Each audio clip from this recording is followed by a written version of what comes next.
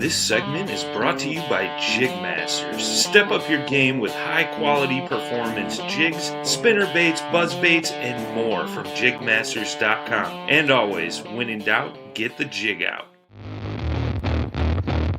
Welcome to The Reel Down on Paddle and Fin with your hosts, Dan Perry and Jimmy Skinner, where we talk about everything tournament kayak fishing. Here we go.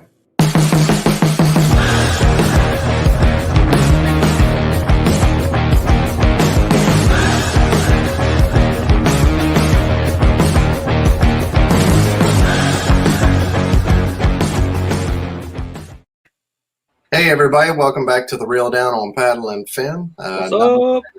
Hey, how you doing, Jimmy? Pretty good, man. How are you? Good. I like that shirt, man. Oh yeah, Yak Gadget shirt. new Yak Gadget swag, man. That's sweet.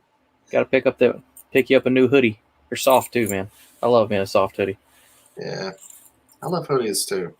I'm bald, man. I always have something on my head. Just stay warm. See, this one has got a huge hood, which not with my headphones on it, obviously, but Yeah. huge hood. That's a must because I always keep the hat on, you know. Yeah. Pretty sweet though. Cool. Well, I'm not going to talk about Seminole. We're just going to skip right over that. No, Yeah. I'm going to ask you how your Monday is. I'll talk about it. I mean, went down to Seminole, practiced the weekend before, and that went okay. Found out, definitely wanted to focus out deep. And me and my buddy Chuck Wise, we teamed up. We found him. I didn't post it. Last year was so bad that I wanted that extra weekend, an extra day and a half. Went down there and practiced, slaughtered him, found him like 5s offshore and 4s up the river. Found him. It was good to go. And I didn't post anything on social media just because I didn't want to jinx it. That's how I felt, because Lake Seminole is so cruel. Like I just didn't want to post anything. I figured you were on them because you went like social media silent, and I was like, oh, yeah. Dano might have something. Yeah, and we did. I mean, we straight up found him. Like, I don't want to give it. I doubt I'm never going back to that lake again. That it's off my list of lakes to go to. But I don't want to burn the spots because my buddy Chuck was there too, and we found it together. But complete pattern. I guess the rain killed it is what it was. But even the upriver stuff where we had found some stuff punching and flipping, even that kind of died. So, well, the weather changed up like normal. So yeah, other people found them, but our plan A and plan B kind of went out. But if it would have been on Wednesday, Thursday, we would have been in the top 3 or 4 for sure. We would have been with them other 2 guys, because Chuck put up some pictures today. I mean, we were on them, like, for real. So it is what it is. Another Hobie where I stunk it up. So maybe it's all good. Pickwick, watch out. Yeah. I'll be there. All right. It's gonna fall right into place for me. I think I'll still suck, but the timing will be right. Yeah, I'll be there. I'll donate some money. Yep. Well, another great episode brought to you by the guys over at Dugout Bait and Tackle. The Reel Down deal is still going on. Buy a St. Croix Legend Elite rod at regular price. Get a Shimano SLX XT reel for free. You can't beat the deal. Make sure you mention Paddle and Fin and Jimmy and Dan on the Reel Down, and they'll lock you in on that deal. And if you can't get down there, give them a call. Tell them the same thing, and they'll hook you up. And also, they wanted us to let everybody know that they're a Burley Pro dealer now, and they've got the new Burley Pro Bumper Bros in stock for the Hobies. I had no clue what that was. So Dan filled me in. For you Hobie guys, it's kind of a kill guard for the front. For all you guys that drag your boats and smack on stuff, it's probably a good idea. There you go. Yep, super strong. It's like a whole plastic piece. It's not real thin. I don't think you could wear it through it. So Martin came up with something super strong there. But yeah, if you're a Hobie guy, got to have that Bumper Bro, but you can get it from the Dugout. They ship everything worldwide. So yeah, give them a call. They'll ship it right to your door, or you can go by there. They're in Marietta, but great people. All right, but tonight we're going to have some guests on, but not only are we going to have guests, but we also have a guest host. We've been hijacked. Yeah, Mr. Dustin Nichols. What's up, man? What's going on, fellas? It's going pretty good over here in Texas. Just waiting on this little Arctic blast of cold air we're going to get coming up this weekend. Going to throw a wrench and everything. Yeah, you were just down there in Florida, but we were going to have Texas guys on, so had to have you on too.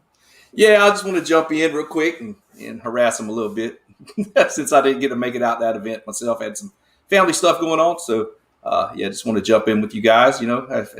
Other viewers might know I host the Chasing the Tide. I host the saltwater segment here, Paddle and Fin. So glad to be on board with y'all tonight. Man, we're glad to have you. Ain't got to talk to you in a while, dude. Oh, I know, man. I went down there and stunk it up in Kissimmee myself, talking about tournaments. I'll tell you right now, one thing I am looking forward to is the next time that we get to share a house with Dudu and he gets to cook us some breakfast or anything, because that's still one of the best thrown together breakfasts I've had. He has some Walmart pepper jack cheese and some salsa he got from like Buc-ee's, and he just made the like most crazy good Southwestern breakfast sandwich that I've had. They're pretty good. Yeah, I'll be ready. I'll be ready for another meetup again. Good times, man. Yes, sir. Right. Yes, sir. Well, let's bring them in, man. Bring them in. All right, so tonight we have the top 3 fishers from the, I doubt I can say this, inaugural. Yeah, I said it. There you go. I'm from Mississippi. I have problems with words. The Texas Kayak Championship event on Fayette County Lake. We have Derek Taylor, Brandon Maly, and Caleb Helbig. Yes, sir. Bring them on. Straight hammers. Yeah, welcome to the show, guys. Thank y'all for being on. Don't everybody talk at once. No shyness here. Hey, what's going on, guys? What's up? All right, so since we've never had any of y'all on before, we'll go left from right. Brandon, we'll start with you. Just kind of give everybody a little bit who you are, both personally in fishing, and how you got into kayak fishing. Yeah, sure. Brandon Maly. I live kind of outside of College Station. Kind of been kayak fishing, I think, 2017. Just kind of always wanted to do it. There was the cat series around here is kind of what, it's kind of one of the original deals. And I kind of saw it and kind of always wanted to do it, and got to the point where I was got a kayak and really, really got into it pretty good. It's a lot of fun. So. What do you do whenever you're not fishing? As far as an occupation, I'm an IC nurse, but I got a little one, keeps me busy, and I like to, if I can find time, I like to do a little hunting as well. But that's pretty much my life. But I fish. Kind of fishing's taken over the hunting scene big time for me recently. So it's taken over everything, man. Yeah. It's so hard to have any other hobbies or any other money or anything else. I mean, if you're dedicated into fishing, it's hard to do anything else. Yeah, man. Sure. Yeah, you can, especially in Texas, you can fish year round, nonstop. It's here in Alabama too. Yeah. Derek, how about you, man? Oh, man, I've been kayak fishing now for about maybe 5-6 years. Fished for about a year and was catching a lot of nice fish, and then saw that Cats Trail because I live in the Austin area as well.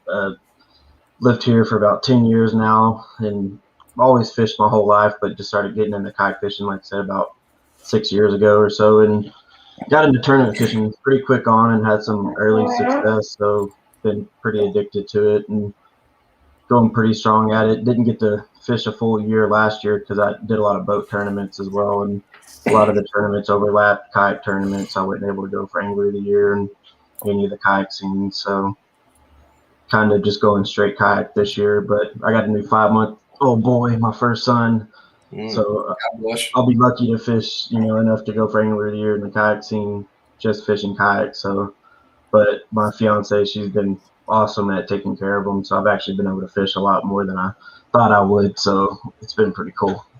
This win, the money from this last win can help earn at least another couple of more tournaments in the near future. Heck yeah. Well, just because you said it, I'm going to throw it out there. That should cover a lot of tournaments. I think you cleared just under $3,000. Yeah. That's awesome. That's crazy to hear numbers like that for like what I would consider local level tournaments, man. Yeah, that's pretty cool too. And there's only like 48, 49, so you weren't even going against 150 guys where it's just exactly shoulder to shoulder, or you're just having to compete against so many guys. And that makes it even better. Y'all had a great day of fishing. There were only 7 people who didn't catch a limit, and there were over 300 fish caught. Man, that was a killer day. But we'll get into that. I don't want to cut off Caleb. So, Caleb, tell us about yourself. I'm from Conroe, Texas. I've been kayaking for maybe 5 or 6 years. Never really got into the tournament scene until last year, kind of midway through the year. And it's one of those kind of hit the ground and running with it. And that's pretty much all I do now is work and fishing on weekends and stuff like that. But yeah, it takes over quick, man. I know Dustin's the same way. He works a long night rotation, drives like 18 hours to Tennessee, lays the hammer on all of us, and then drove back. I mean, it's a struggle. So I've been talking about it. Not bad for a saltwater dude. Yeah. That's the cool thing about that Texas Kayak Championships. It's just that's their first event. And that I know what Andrew and Joseph and Chris from Southeast Texas Kayak Bass League wanted to do was bring the higher entry tournaments and get those bigger payouts. Something that Texas has been missing. So, dude, kudos to them for starting this trail, man. Because if I would have had other things going on, I'd have been right there too. It's that Fayette's a lake you don't want to miss an event on. That's why there's so many events on that lake, as far as even boat tournaments and everything. You're damn near about to get run over on that lake by all the boats normally, but it usually fishes well and it produces some good tournament, drama. I know you guys were battling it out there, so yeah, let's get in to see, what all went down. It was exciting from what I was watching on the leaderboard. Here, I'll kind of go over some of the information. Well, the Texas Kayak Championship, like Jimmy was saying, it's $160 entry fee. There's 5 events and a championship. The first one here was Fayette County Lake. Then it's going to be Palestine, Belton, Amistad. Good Lord, I'd love to go there. Yeah. And then a to be determined championship. The results this week, Derek, you won it with 104 inches. Good God. Brandon, you had second with 103.5. And then Caleb, I didn't write down what you had, but I'm sure it was a lot. 95.25. That's kind of like. You had a killer day, man. Like 95 inches on any body of water, any time of the year. That's amazing. Yeah. But it's just like, daggum, what do I got to do to, to get on top of the board? 103 and 104. Yeah. That's nuts. There's a big gap between 1 and 2 and 3. Yeah. What were you thinking? Like, did you think you were close whenever you came in? Me? Or I guess you were probably watching the leaderboard, I guess. Yeah, towards the end of the day, I started watching the leaderboard a little bit. And that's what I still had the smallest fish of 16 something, I think, and like another 17. And really, Fayette's one of those lakes where, if you can get those 20-plus inch fish, those good kickers, it can, especially on a tournament like that, one good fish could make or break you in the money spot. So I was hoping for that one big upgrade, but I don't know if it would have. I probably had to get at least 2 to catch them guys. Well, going off of that, anybody that wants to, why don't y'all tell us, kind of give us the layout of what the Fayette County Reservoir is, what kind of lake, anything you can tell us about it. I'll tell you about Fayette. It's a small lake. It's about 2,000 acres. The big thing about Fayette and why it's kind of, especially a wintertime, just to hang out for so many fishermen, it's a power plant lake. And especially this year, I think even more than last year, it's pumping hot water. Pretty much anyone on the lake, I think the lowest temps I was seeing were 70. You get the discharge. Wow. It was 90 degrees. Yeah, so it's toasty water, and it fishes way bigger than the lake. I don't know how. It still blows my mind how much fishing pressure it gets and how it stays and it produces. It's just it's been like that for as long as I've fished it for years. It's an unbelievable lake. And it's 2,000 acres. It's just unbelievable how many fish are in that lake. That's how, to have a couple 100-inch bags, Yeah, and that's in this February. section. That's there's so many 5-pounders in that lake. Thousands. I'm serious. So what? Is it mostly just deep lake, a lot of grass? What kind of setup is it? Zero grass. There's some shoreline vegetation, reeds. There's decent amount of standing timber, but yeah, there's no hydrilla. There's no it's not really a grass lake, but there's decent amount of shoreline vegetation. But the lake is dropped down right now, so a lot of that's kind of out of the water. Yeah.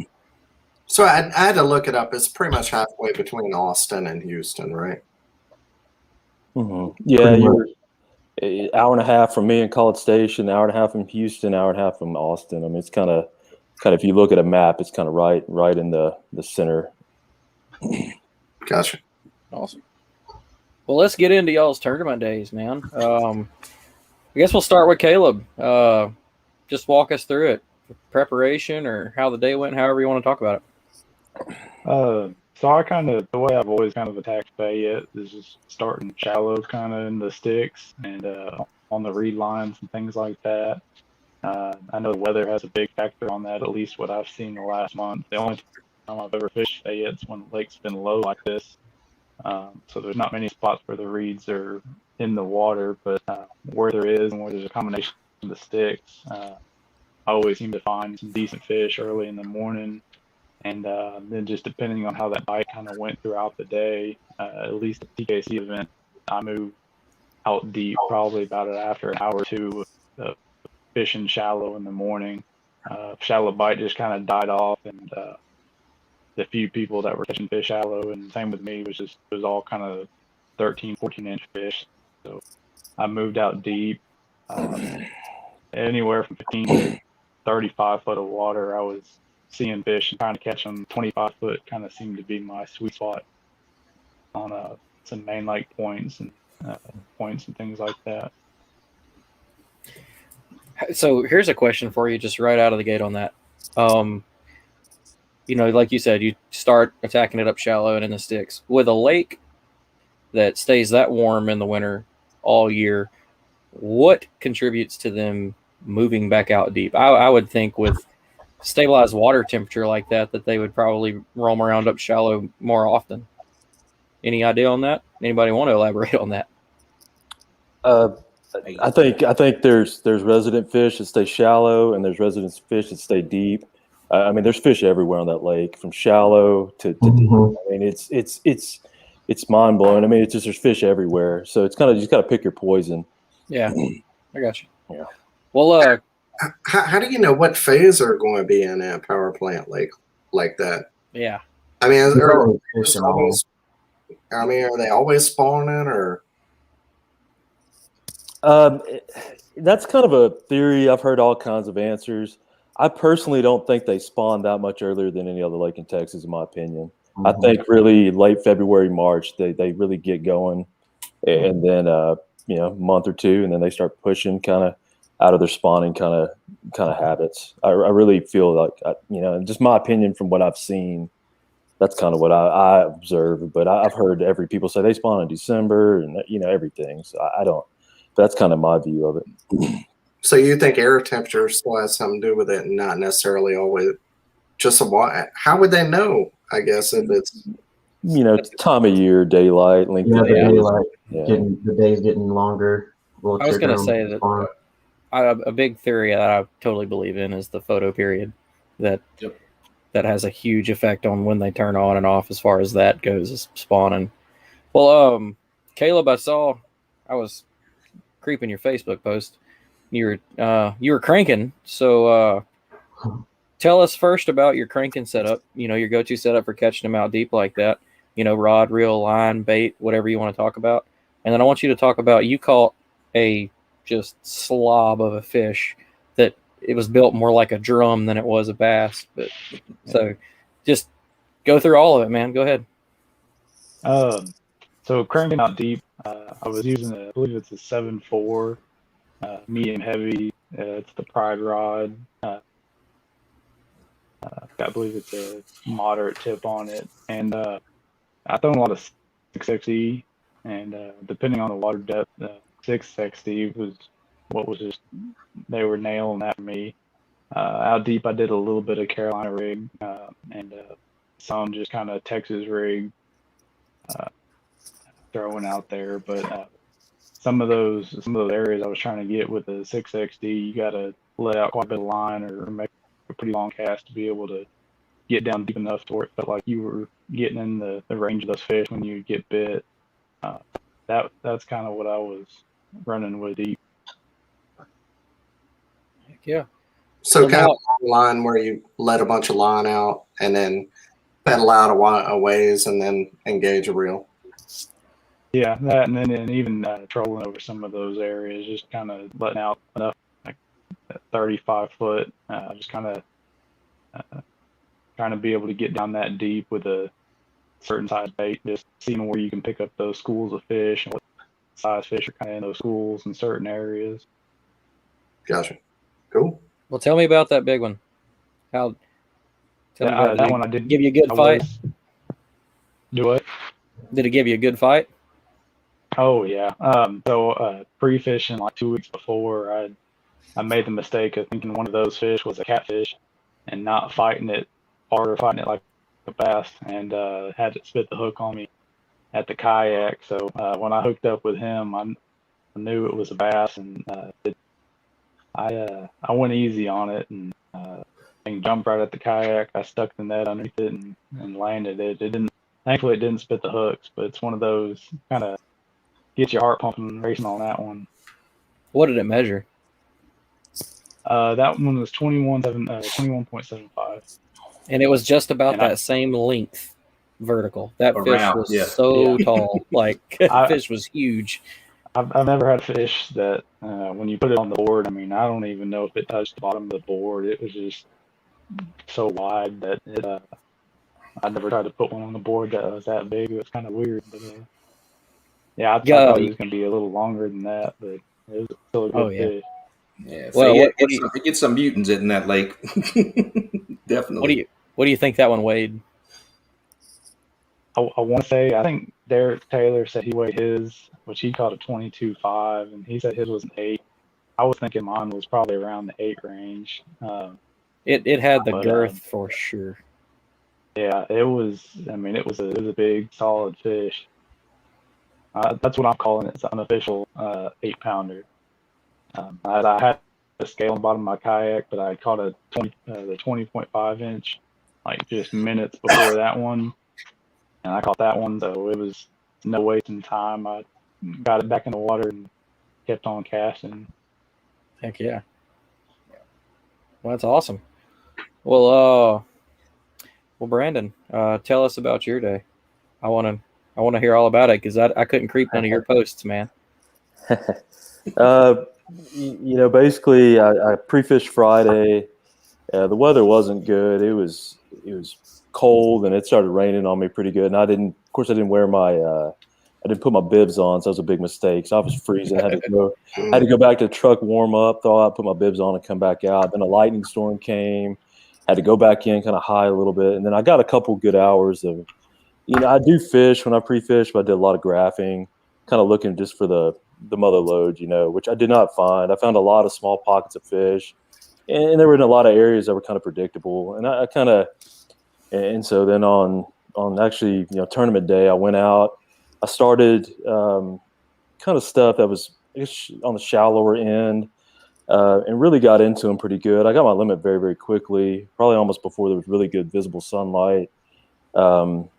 And I mean, right off the bat, I hooked into a big one. I mean, which I lost probably this tournament. I lost 5 fish that were big. I mean, but I caught so many that it just made up for it. But I had one that, I mean, I couldn't turn the fish. It went behind my kayak, and I'm just, it's a crankbait. I'm just trying to do everything I can to keep the fish pinned. Big fish. Right off the bat, when that happens, it stings. You want to catch every fish. You want to get going. But the fishing just was so good that day. It just continued to just. It was just one of those days. I could just see the way they were set up in places, and I could get them to bite. And it's just kind of, you get one of those days, which I try to capitalize as fast as I could, because that lake is known to turn it on and off. It's like a switch. It'll stop sometimes. This wasn't one of those days, though. They keep getting them to bite. So pretty much just hitting areas that I wouldn't say they were staging areas. They were still, I guess you could say, inner main lake areas, main lake points, and the fish were just stacked on some of the stuff. And I had think probably about 10 or 11. I had over 100 inches. Kind of my fishing, it didn't fizzle out, but I just wasn't getting the bites I wanted. And so I kind of got a little, I don't know, kind of said, I need to go check this one spot out. So I go over there, and sure enough, later found out it was Derek was over there on the same area. So we kind of had to battle that spot out a little bit, but it's crazy. Like he was, he was on the same kind of idea and thought process I was, but it was just one of those Fayette, you can have some magical days, and it was one of them for sure. That's awesome. Yeah, tell us a little bit about it. I was reading and saw that y'all were slugging it out during the day. So y'all have the lead changes thing going back and forth? Didn't really go back and forth too much. I got up pretty quickly.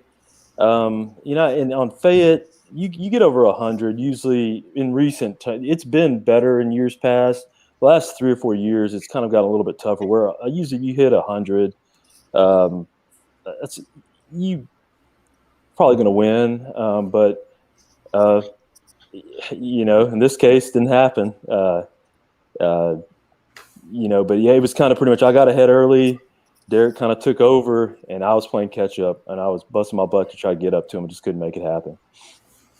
Do you mind giving up the baits you were using? My main bait was 10XD. Yeah, that was what I was catching a lot of big fish on. I had 5XD, 6XD. Pretty much any of the XD baits are great. I throw a gamut of different crankbaits. I was throwing some 6-cent stuff that was deep divers. It's kind of, the 10XD was really the go-to. Wow, I've never thrown a 10XD from a kayak. That's got to be tough. I have. Oh, Haven't? Yeah, no, thank you. I did it one day. I haven't done it since then. I throw it from a boat, but never from a kayak. Yeah. Yeah, it's a good bait. I don't know if you could do it without having like some kind of pedaling or motoring, because as soon as I stop pedaling backwards, I start going towards it, like almost immediately. It pulls you right to it. Yeah, then you hook into one of those fed fish and then see what happens. It'll really start coming through. Sleigh ride. Yeah, it was a wild day. The one big thing I still kind of probably memory I'm going to have for a long time. I was actually on one of these areas, and I hooked into one. I was standing kind of sideways. The thing pulled so hard, pulled me down. And it wasn't crazy windy. You're in a kayak, it's a little bouncy, but I've never had a fish pull me down. That's what we were getting into this day. It was just amazing. I think I watched that. Did you see me get knocked? Yeah. It was a freaking, it's one of those and things. It jumped way over the net right by the kayak. Well, that actually wasn't it. That was Okay. That was a fish. I was the sloppiest landing ever. When you hook one on a crankbait, the biggest question is how's it pinned? I got good hooks in it, and you're just trying to get the damn thing in the net, and it's kind of a balancing act trying to get those things in the net. Because and one thing on these fish, and some of the pictures don't even do them justice. These 19-inch fish, they're every bit of 5 pounds. They're monsters. If they're anything built like the one Caleb, yeah, I guarantee it. Yeah, they all have shoulders on them. They're just tanks, every one of them. That's nuts, man. Well, Derek, ready to hear about how you won it and give you congrats, because this is your first time breaking the 100 mark, right? Yeah. That's during a tournament. That's hell of awesome. A way to break it. Yeah, heck yeah. Busted through it. You can hold your head high a little bit. You've got to know that, like, it has to feel like crazy bad to come in with 103.5 and still lose. So hold that half inch really high. And that's the thing. And that tournament was stacked too, Derek. Like like all the tournaments around here lately. You got just pretty much the club tournaments here are like insanely stacked with guys that just put the smack down on them.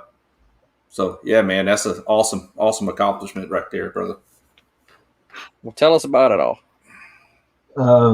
So there's been like 3 different tournaments on that lake this year that I fished. So I've gotten third in one, in the San Antonio one, and I was catching them offshore really well. And then there was a Southeast tournament that Chris put on, and I've stayed out offshore all day and caught 8 fish and got like 87 inches, like 15th place out of like 90 something people.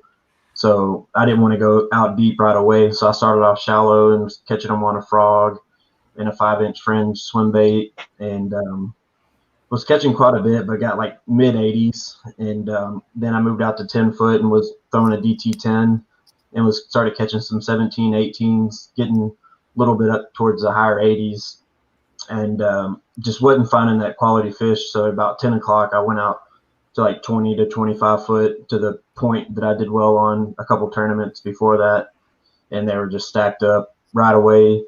At 10:30, I caught that 22.5 that swallowed the crankbait down. It's one of the Timmy Horton 20-foot deep diving crankbaits. Yeah, the profound ones. Yeah, and she had it choked down so deep that she jumped like 3 foot out of the water like 3 times. And that fish was built like a tank. I mean, I weighed it. It only weighed 8 pounds, but I thought it was a 9 to 9.5 pounder when I netted it. And I thought it was going to be like a 24-incher, but it only was 22.5. So that cold up about 5 inches, put me at the mid-90s. And at this time, Brandon's already at like 101. And I'm like, shit, man, I just want to, kind of lock up the second place. And then I caught another 20.5. And then I caught a 21 and then another 20.5.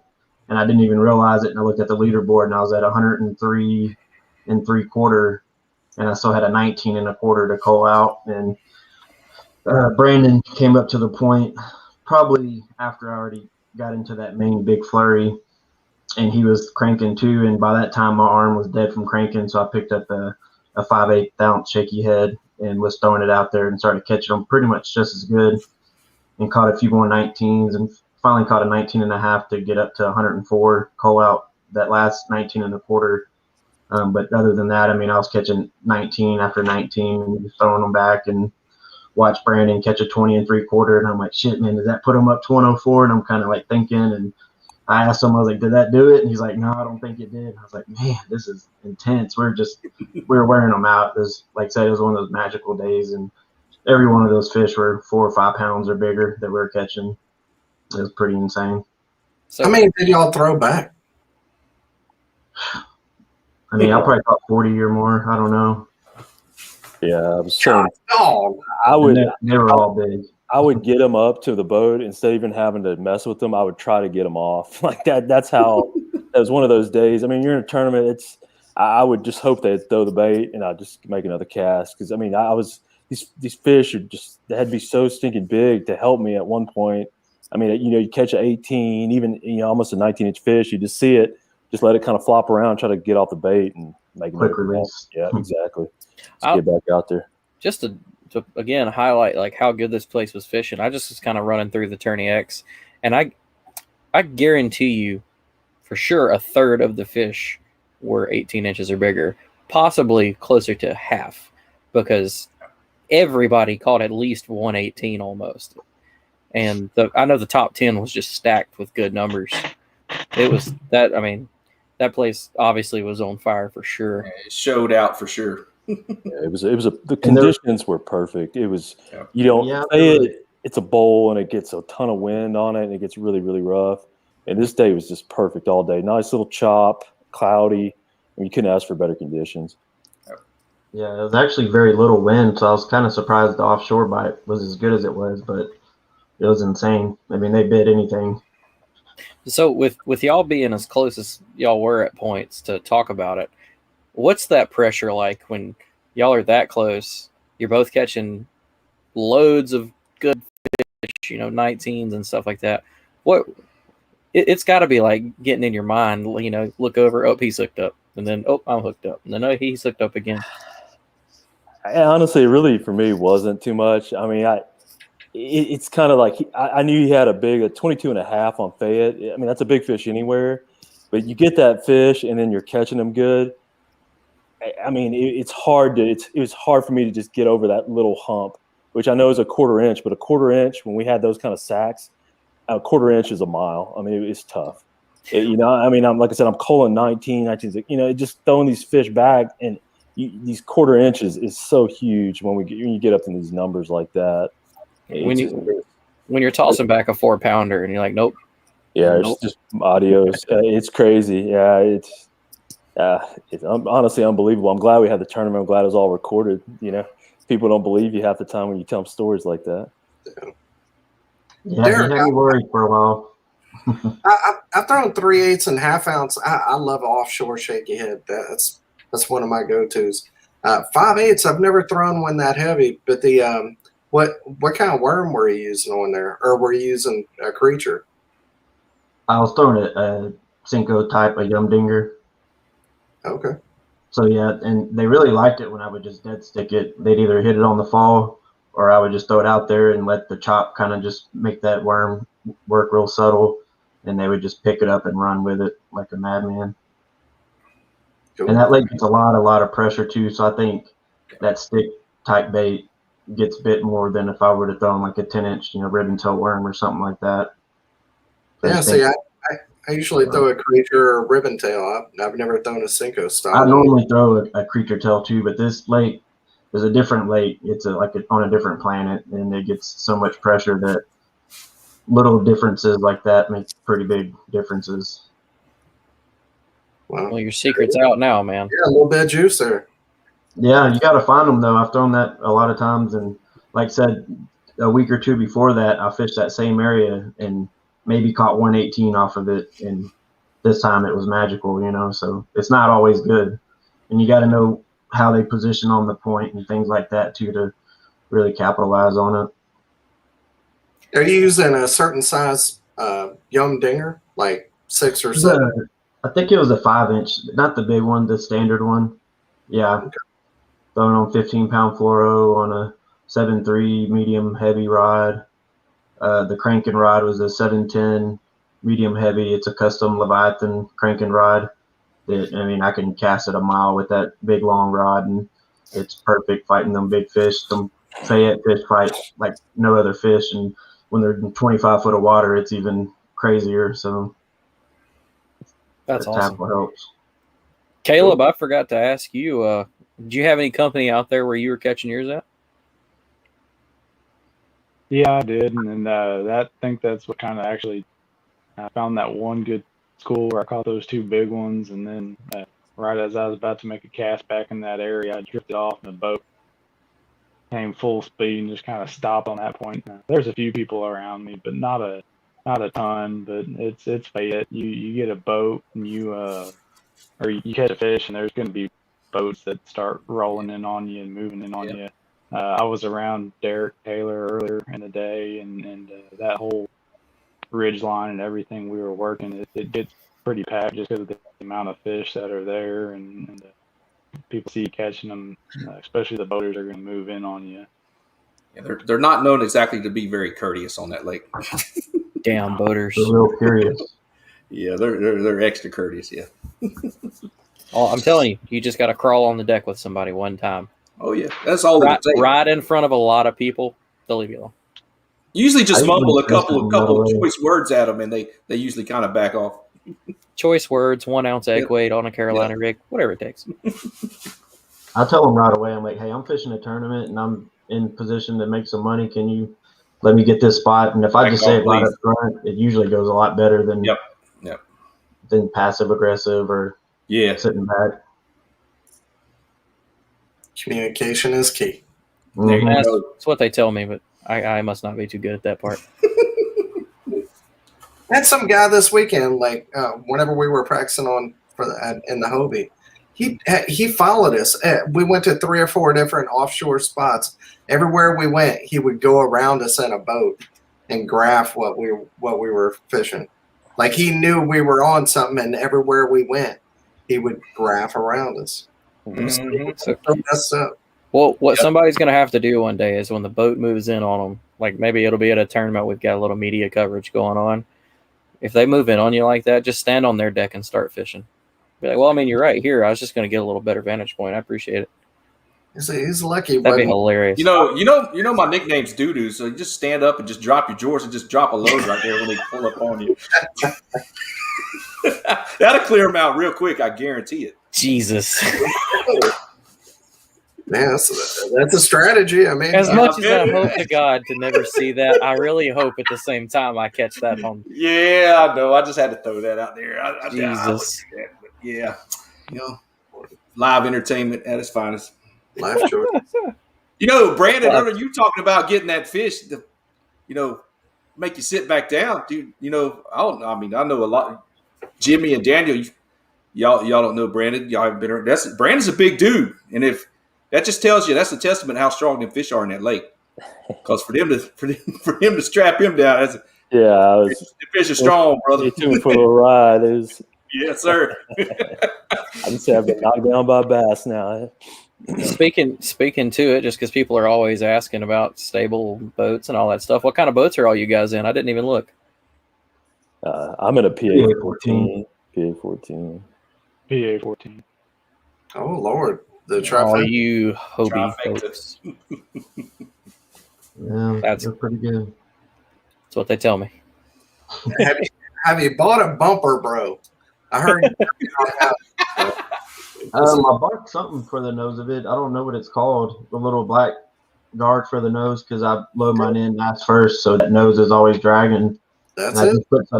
I guess that's what it is. It works. Yeah, the bumper, bro. It's like a Berkeley bumper or something. I don't know. That's it. The Burley Pro Bumper Bro. Yeah. Bumper Bro. It actually is legit. Yeah. And old Dano So tells me they're money. from Australia. Didn't know Yeah, that. he makes some good stuff, man. Yeah, He does. He's a guard too. Well, whenever I had my, I used to have a native, and he made a bunch of stuff for that too. That's why I used to have a bunch of Burley Pro stuff. Hey, I look at a lot of their stuff. He does come up with some killer ideas, and he kind of does it. I don't know if it is Kydex on a lot of his stuff, but the way he does some of his moldings for the pockets on the side of the natives to hold your scissors and fish grips and stuff like that. Pretty cool take on it. Yes. Mm-hmm. Cool stuff. Well, guys, we're starting to wind down. We'd like to give everybody a chance to shout out anybody that makes it easier for them. Any of your sponsors, or your mama, or anybody like that. So, Caleb, go ahead, buddy. I'm teamed with the Pride Rods Fishing Rods. They make some awesome rods. Billy Kistler, the one that started the company, been using their stuff a while and I absolutely love it. And then I guess Tech Guy Fishing Baits, work with another guy in the Southeast Texas Trail. We make baits together and sell soft plastic baits. That's really about all I got as far as shout outs and stuff like that go. Cool. Hey. That's an awesome trophy you got in the back too. I was just about to say, what's that yeah. back there? Yeah, That's another Southeast Texas Kayak Bass League. But yeah, that's the classic trophy, and then the TKC trophy. That's awesome. So that was on Fayette too, huh? That was a tournament. no. So the classic was Houston County. Oh, okay. Southeast Texas. Yeah. The other one in 2020. private. I got you. Okay. Well, Brandon. Yeah, how about you? Mainly just thank kind of Chris and Andrew and Joseph for kind of doing the tournament. It's kind of right up my alley. I like it. I'm kind of can't go too far away from the house, so I have a big money tournament a little bit closer to the house that I can get to. I'm all about that, and I'm really thankful they did that. Main thing is my wife, who kind of lets me do this stuff. So, amen. Yeah. I'm really, if you're listening, Brandon has a legit setup behind him. That man cave, or whatever you call it, behind you. That's nice, man. Yeah, it's a little. I never organized after last tournament season, so it's just a big disaster. But one day I'm gonna actually organize it. But I guess I have to stop fishing for a little bit to be able to organize. Kind of hard to do. If that's unorganized, my place is. I don't know what you call my place. Yeah, I don't need to show you a picture of the nightmare I've got going on. That is nice. All right, Derek, how about you, man? With the finest headboard on a bed I've ever seen, ever. I don't know who made it. That's high quality, man. It's something my fiance had and told me to put it up. This is my office spare bedroom. I actually work from home Monday through Friday, so I got the trophy case in the other room. I'm thinking about putting it up behind me, but want to thank mainly my fiance. We got a 5-month-old kid, so I wasn't for sure how much I'd be fishing, if any, these tournaments, and she's been great about it. So I've been able to fish, 3 or 4 or 5 tournaments already this year. I've got to shoot a nice deer during deer season and hunt plenty of times. So she's been amazing. Leviathan Rods, one of my sponsors, that was my deep cranking rod that it's made me a lot of money on Fayette alone, really. So I'm actually getting a second one coming soon. You look them guys up on Facebook. They make custom rods, any kind you want, really. Fat lip baits. Trent over there, he makes custom jigs and shaky heads, things like that for me. That's really about it. Dell for employing me and helping me pay for all this stuff. There you go. For any of all of our sponsors and fellow friends in the industry that may happen to listen or watch this show, hook these guys up. They're winning big checks down there doing. You don't hear a lot of guys. We interview people all the time. I probably can't count, but 1 or 2 times I've heard guys talk about really getting on them deep cranking, and all 3 of you did that at some point, which is crazy. Like, so crazy. I've got seriously. We talk to people all the time. I was not expecting deep cranking, especially from all 3 of you. That's when I was reading the post, I was like, I saw the first one, I was like, ooh, somebody deep cranks, and then I was like, there's no way that all 3 of them did, but that's awesome. It's definitely outside of the box. So it's a staple in Texas. You better be able to do it if you're fishing offshore. Yeah, I guess so.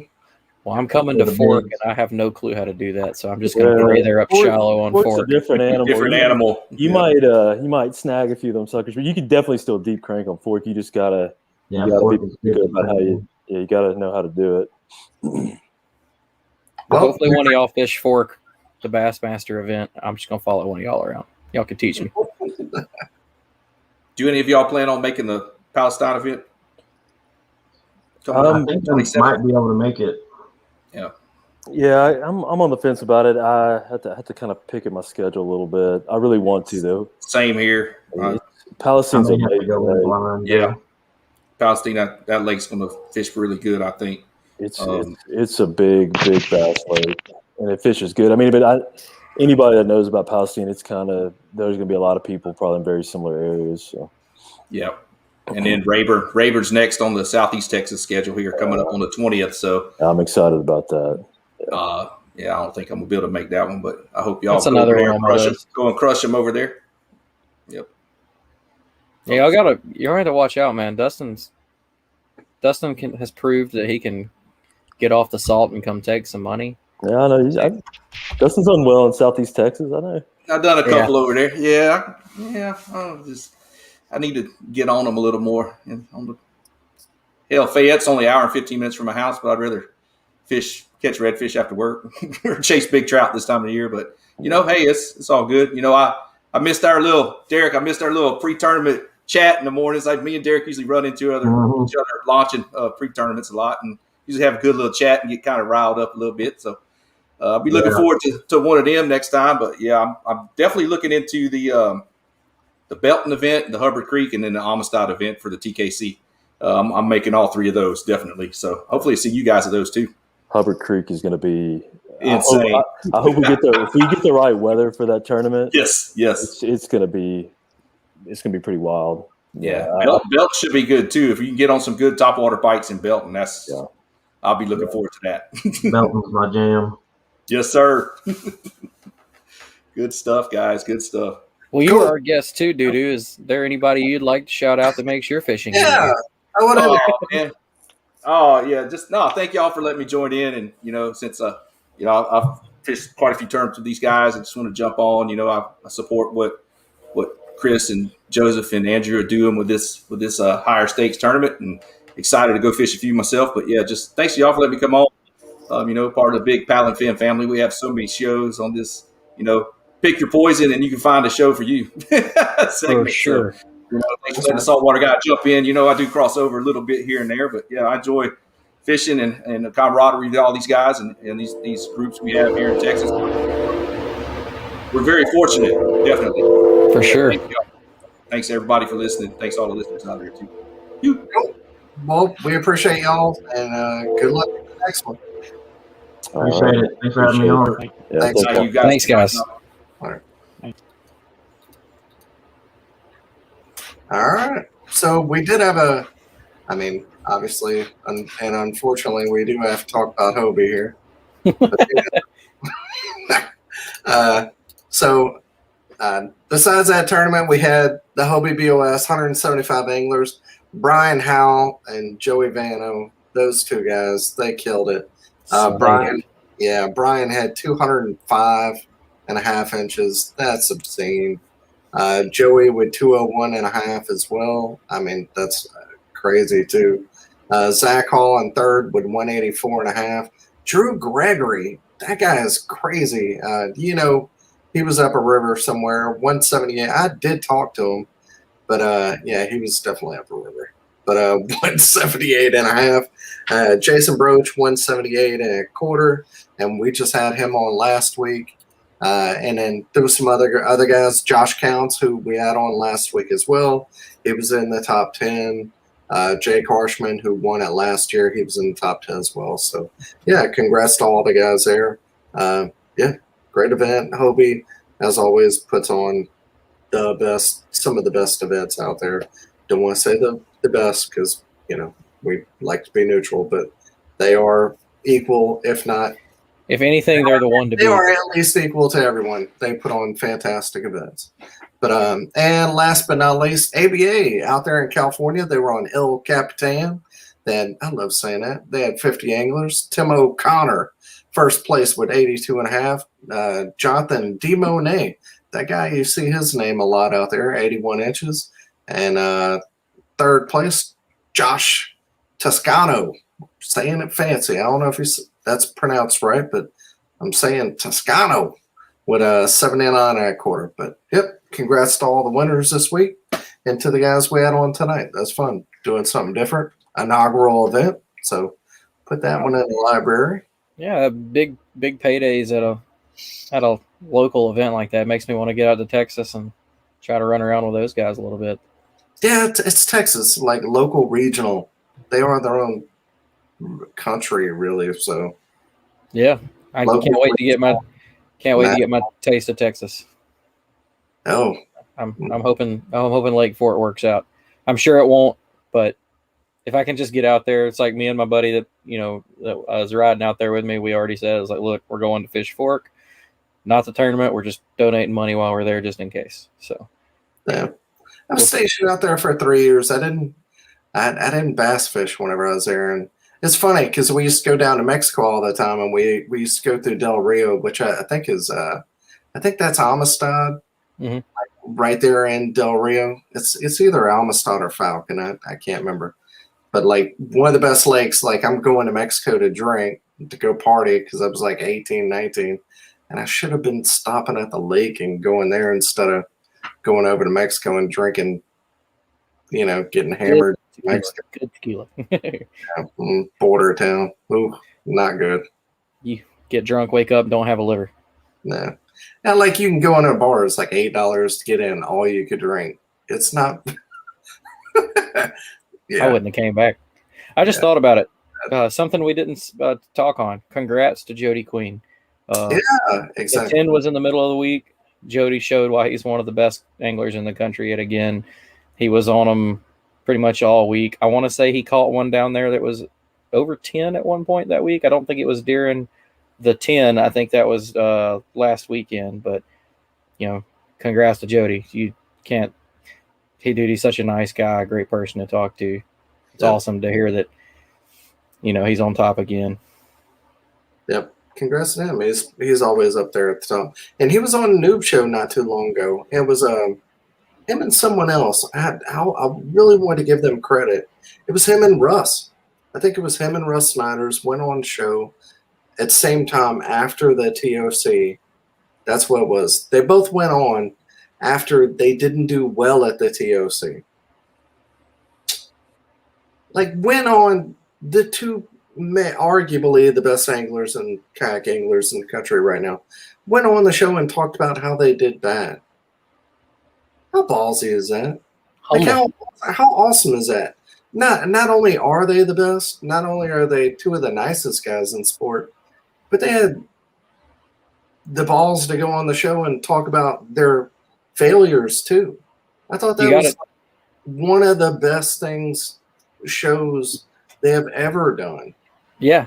It's something to see when you can talk about your failure and not just blame it on, oh, the weather changed or I broke a rod or, I mean, those are all real factors. I'm not taking it away, but accepting things like that and not just complaining about it,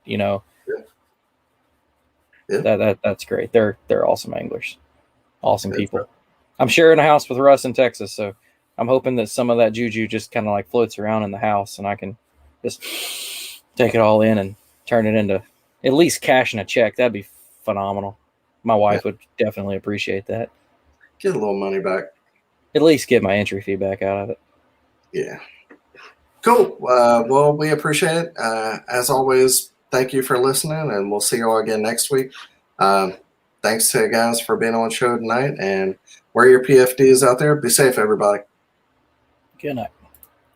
Thanks for tuning in this week, everybody. The Reel Down was brought to you by the Dugout Bait and Tackle in Marietta, Georgia. They have everything you need for your next fishing adventure, from rods, reel, line, and tackle, all the way up to Hobie fishing kayaks. They carry all your favorite brands like G. Loomis, St. Croix, Shimano, and many, many more, as well as all of our best bait company. Give them a like and follow, and head on over to the Dugout Bait and Tackle today, and be sure and tell them that Paddle and Fin sent you. Thanks for tuning in to another killer episode on Paddle and Fin. Don't forget to go check out our website at paddle_n-fin.com. Don't forget to check out the YouTube channel at Paddle and Fin. If you got a question, comment, want to hear from a future guest on a future episode, feel free to email us at paddle_n-fin@gmail.com. Don't forget to follow us on social media at Paddle and Fin on Facebook and Instagram. Shout out to our show supporters, Angler. The Angler button and app just makes for a better time on the water and creates a virtual logbook for every fishing outing out on the water. Shout out to Rocktown Adventures, located in northern Illinois, for all your kayaking, camping, and hiking needs. Shout out to Jig Masters Jigs. When in doubt, get the jig out. Go to jigmasters.com.